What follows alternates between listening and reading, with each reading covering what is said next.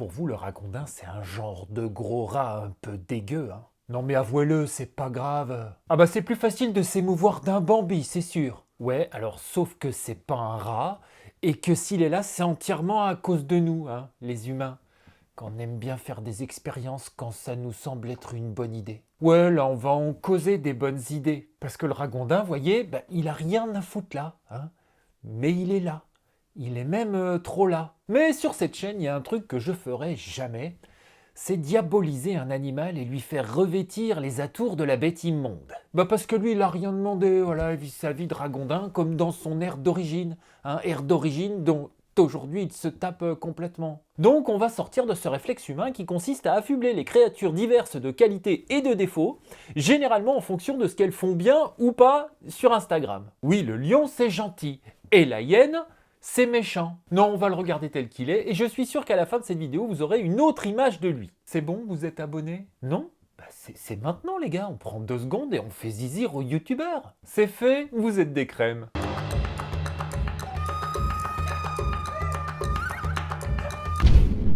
Si tu veux soutenir Richard sur Terre, abonne-toi à sa chaîne.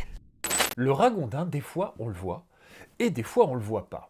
Parfois dans des parcs ou des golfs, vous l'avez à 3 mètres et il s'en tamponne. Mais dans les endroits où il est chassé, c'est pas la même limonade. Faudrait pas trop le prendre pour un con le type. Ce qu'on voit alors, c'est une touffe de roseau coupée à ras. Une coulée dans l'herbe qui descend jusque dans l'eau.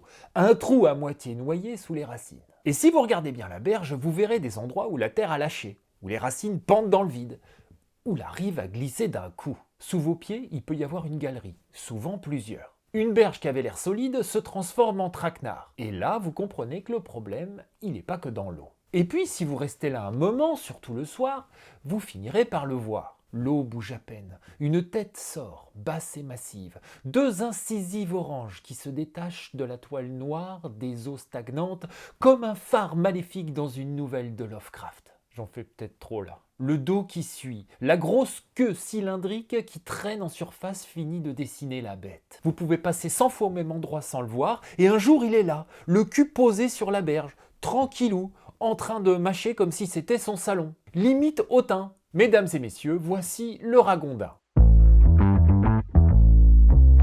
Alors comment il s'est retrouvé là le gars? D'abord, faut savoir d'où il vient. Le ragondin, de son nom latin Myocastor coipus, vient d'Amérique du Sud, Argentine, Uruguay, Chili et sud du Brésil. Des zones tempérées et subtropicales avec des marais, des rivières lentes et des berges végétalisées. Alors là-bas, il fait partie du décor évidemment, il a ses contraintes, ses maladies et surtout ses prédateurs, le puma et le caïman notamment. En Europe, vous avez remarqué, on n'en a pas trop des caïmans et des pumas. Et c'est bien le problème, on va en parler tout à l'heure. Mais il était là-bas, pépouze, il demandait rien à personne. Mais vers la fin du 19e siècle, des éleveurs français importent des ragondins depuis l'Amérique du Sud. Pourquoi? L'animal a une fourrure dense, imperméable et surtout très facile à produire en élevage. On la commercialise alors sous le nom de nutria et on en fait des manteaux pour habiller les riches parisiennes en mal d'exotisme. La première ferme française est signalée en 1882 en Indre-et-Loire. Et il y a un phénomène, bon, c'est plutôt marginal, c'est à relativiser, mais on va quand même le noter, des propriétaires d'étangs introduisent des ragondins volontairement dans leur plan d'eau pour limiter la végétation aquatique. L'animal broute, l'eau reste praticable, pas besoin de main-d'œuvre. Oui, les humains, dès qu'il s'agit de gagner 3 sous, font preuve d'une ingéniosité redoutable. Voilà, un animal importé pour contrôler la végétation aquatique, aujourd'hui classé espèce exotique envahissante, parce qu'il détruit la végétation aquatique. Ouais. Ce qui se passe ensuite, c'est la crise de 29. Le marché de la fourrure s'effondre partout en Europe. Les élevages qui avaient fleuri à la fin du 19e siècle deviennent des boulets financiers. Oui, les éleveurs font faillite. Ils lâchent alors leurs animaux dans la nature, parce qu'ils ne peuvent plus les nourrir, parce que ça vaut plus rien et parce que le problème c'est de survivre à la crise. Pas de s'occuper de savoir si ça va être un problème pour la biodiversité. Mot qui n'existait d'ailleurs même pas à l'époque. D'autres encore s'échappent d'enclos mal foutus, parce qu'un ragondin dans un enclos, c'est un ragondin qui veut sortir. Et un enclos mal conçu, ça retient pas longtemps un ragondin, vous avez vu les ratiches. Et là, d'un coup d'un seul, vous avez des animaux parfaitement adaptés aux zones humides, lâchés dans un continent entier de zones humides, mais sans aucun des prédateurs qui les régulent chez eux. L'Europe continentale est rapidement envahie et elle n'a qu'à s'en prendre qu'à elle-même, disons-le. Si le ragondin s'est installé aussi bien, c'est pas par accident, regardez-le de près. C'est pas un gros rat, c'est pas non plus un castor, même si la confusion est fréquente. Il appartient à une autre famille, les échimidés, les rats épineux d'Amérique du Sud. Alors je vous dis, c'est pas un rat, mais faut dire que la nomenclature nous aide pas vraiment. Pour différencier les bestioles, c'est facile. Le castor, il a une queue plate et il pèse en moyenne 25 kg. Le ragondin, 9 kg en moyenne et la queue est cylindrique. Un rat musqué, autre espèce exotique envahissante, qui vient d'Amérique du Nord, qui lui a une queue cylindrique et qui n'est pas un rat non plus, ça pèse 1,5 kg en moyenne. Je sens que vous suivez pas. Bref, revenons à la description de notre myocastor. Oui, on peut aussi l'appeler comme ça. Les pattes arrière sont palmées, les yeux, les oreilles et les narines sont placés haut sur la tête. Oui, comme ça, il peut surveiller ce qui l'entoure en restant presque entièrement immergé et sans se noyer. Avouez, c'est bien foutu. Et les lèvres se ferment derrière les incisives. Ça veut dire qu'il peut couper et mâcher de la végétation sous l'eau sans avaler de l'eau. Tu fais le malin, mais je te défie de manger un jambon beurre au fond de la piscine. Hein. Les incisives sont oranges parce que l'émail est très riche en fer, plus dur, plus résistant. Le type, c'est Wolverine. Et les mamelles de la femelle sont placées haut sur le flanc, pas sur le ventre, hein, ce qui permet au petit de téter pendant que la mère reste partiellement dans l'eau. Même pour allaiter, l'animal ne quitte pas le milieu aquatique. Il vit en groupes familiaux, un mâle dominant, plusieurs femelles et les jeunes de l'année. Il est polygyne, hein, c'est un mot compliqué pour dire que le mâle se reproduit avec plusieurs femelles et qui s'occupe pas vraiment de la marmaille. On en connaît. À forte densité, les femelles forment même des groupes entre mère et fille. C'est une structure sociale qui optimise l'occupation du territoire et chaque groupe tient sa berge. Le ragondin est un spécialiste, un animal construit pour la vase. Et quand vous prenez un spécialiste comme ça, que vous le déposez dans un continent entier de zones humides sans prédateurs, bah vous avez un problème. La femelle est mature à 6 mois. Elle peut se reproduire toute l'année. La gestation dure entre 4 et 5 mois, une portée c'est en moyenne 5 jeunes capables de nager dès la naissance. 2 portées par an dans de bonnes conditions. Les jeunes mâles ensuite se dispersent, et c'est pas une métaphore. Ils quittent physiquement le secteur où ils sont nés, ils longent les cours d'eau, ils suivent les fossés, les canaux, les rivières, parfois sur plusieurs dizaines de kilomètres. Un fossé agricole qui relie 2 zones humides, c'est une autoroute pour un jeune ragondin qui cherche un territoire. Un canal d'irrigation, pareil, le réseau hydrographique français avec ses centaines de milliers de kilomètres de cours d'eau, de canaux et de fossés agricoles, c'est une infrastructure de colonisation sur mesure pour l'espèce. Et quand un mâle arrive quelque part où il y a de l'eau, de la végétation et pas trop de pression, bah il s'installe. Les femelles suivent ou alors elles sont déjà là et ça repart.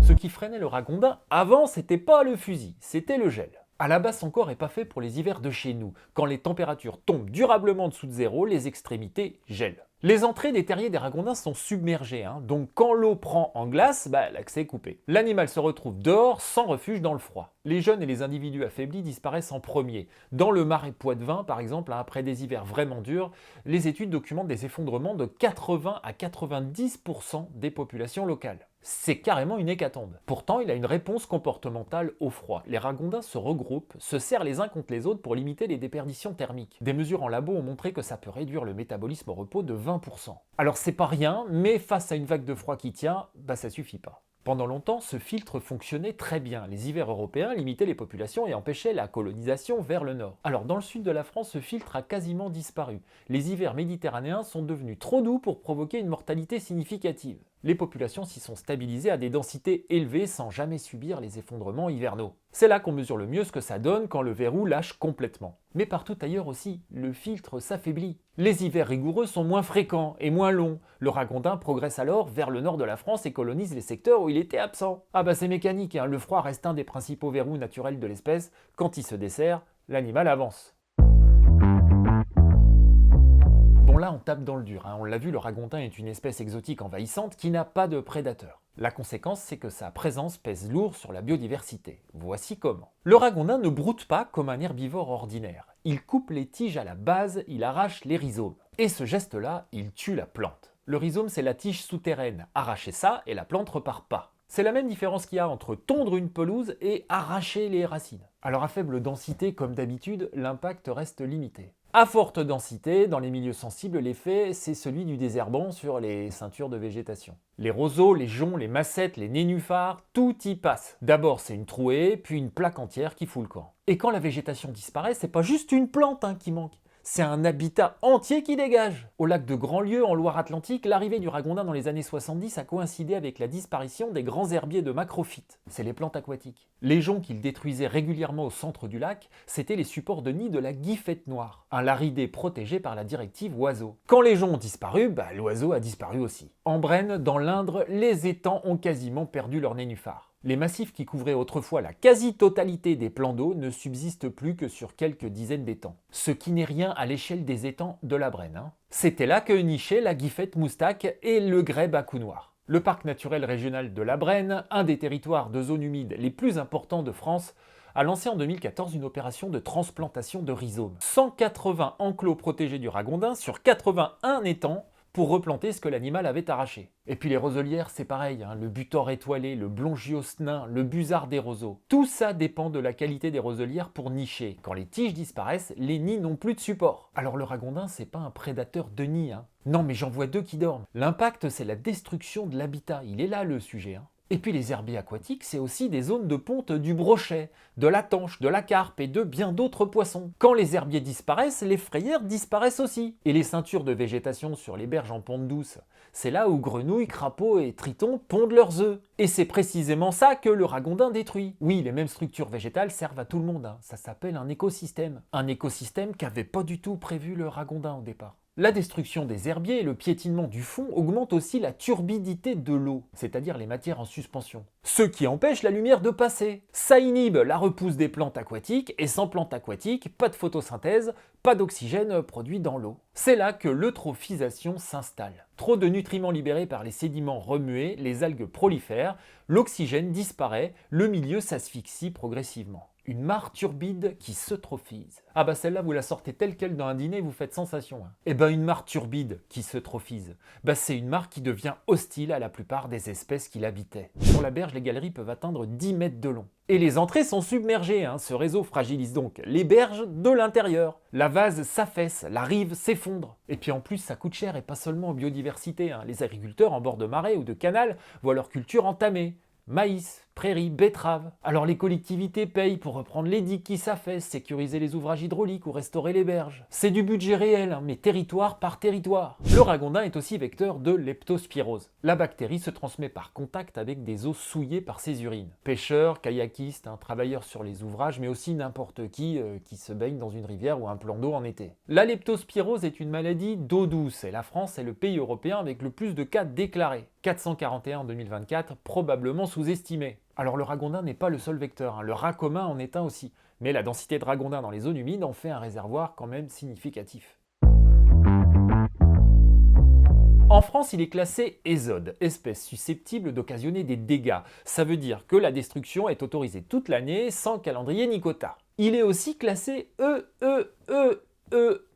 il n'y en a que 3. Espèce exotique envahissante au niveau européen depuis 2016. C'est un règlement européen qui interdit son importation, son élevage, son transport, sa vente et son relâcher intentionnel dans toute l'Union. En gros, ce que des éleveurs faisaient légalement au 19e siècle est aujourd'hui interdit par Bruxelles. Les deux statuts coexistent, hein. L'un dit ce qu'on peut faire pour le détruire, l'autre dit ce qu'on n'a plus le droit de faire avec. Dans certains secteurs, on le piège, on le tire, on protège une digue, une roselière, un ouvrage hydraulique. C'est souvent un travail de bord de fossé, hein. Une cage posée au bon endroit, un passage répété, une pression maintenue dans le temps. Alors l'effet est réel, hein, mais reste local. La dynamique reproductive du ragondin est telle qu'une pression irrégulière ne suffit pas à tenir les densités basses durablement. Mais dans certaines zones humides, hein, du nord-est de l'Italie par exemple, des opérations de contrôle suivi ont permis de documenter le retour du grèbe huppé, du grèbe castagneux et de la guifette moustaque après réduction des densités. Les oiseaux sont revenus quand les nénuphars sont revenus. Eh oui, c'est logique. Alors fait notable, la Grande-Bretagne a réussi une éradication complète du ragondin sur son territoire entre les années 80 et le milieu des années 90. C'est le seul cas documenté à cette échelle. Bon après, c'est une île, c'est plus facile et c'était des populations isolées. Hein, ça se transpose pas au réseau hydrographique continental.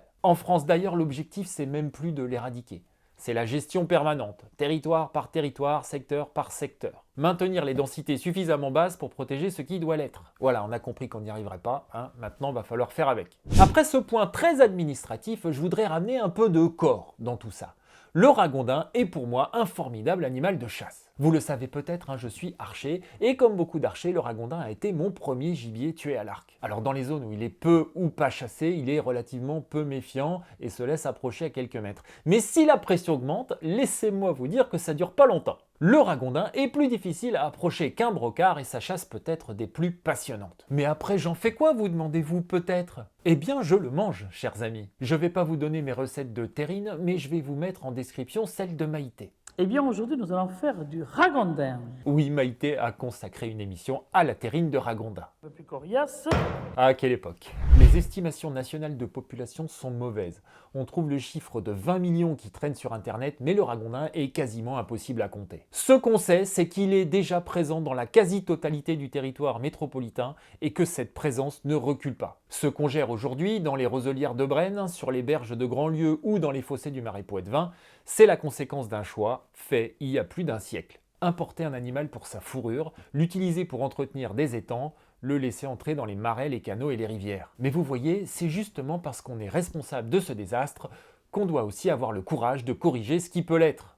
Le ragondin est arrivé ici par des corridors écologiques et je pense que c'est l'occasion de faire des réserves protégées. On a envie de les prendre dans nos bras, on a envie de les caresser. Ça, ce sont des paroles de gens qui n'ont pas la moitié du commencement d'une notion de ce que signifient les termes écosystème ou biodiversité. On a merdé, hein, la moindre des choses, c'est de tenter de réparer. Voilà, merci de montrer cette vidéo à votre tata Rachel à vous, parce qu'elle, elle sait pas tout ça, non, c'est dommage. Abonnez-vous les amis, c'est hyper important pour moi. Merci encore aux tipeurs et aux gens qui me soutiennent sur PayPal. Merci à ceux qui cliquent sur le bouton rejoindre, hein, vous êtes des amours. En attendant, je vous fais des bisous et je vous dis à bientôt, sur Terre ou ailleurs.